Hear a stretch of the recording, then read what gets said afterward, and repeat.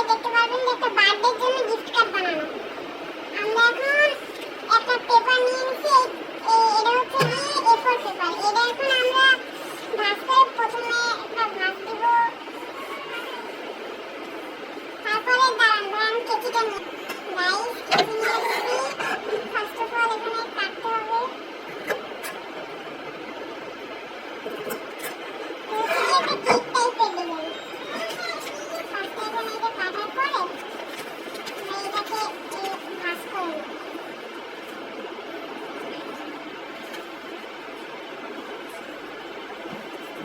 ভাঁজ করে নেওয়ার পরে এরকম হবে। এখন আমরা আরেকটা কাটবো। কেক ডিজাইন যেহেতু পুরো 3টা লাগবে।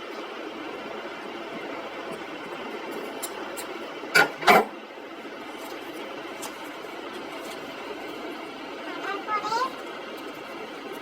এইটাকে অন্য এখানে বসাতে হবে। গাইস এখানে 2টা হয়েছে, এখন 3 নাম্বারটা দিতে হবে। 3 নাম্বারটা খুবই ছোট হবে।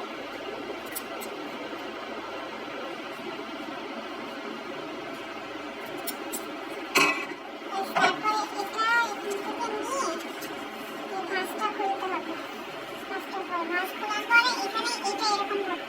গাইস এরকম হয়েছে। এখন যেটা হয়েছে গাইস আমার সাথে পুরো প্রপার্টি হয়েছে, কিন্তু যেটা হয়েছে আমার ছোট একটা ভাইনার বার্থডে।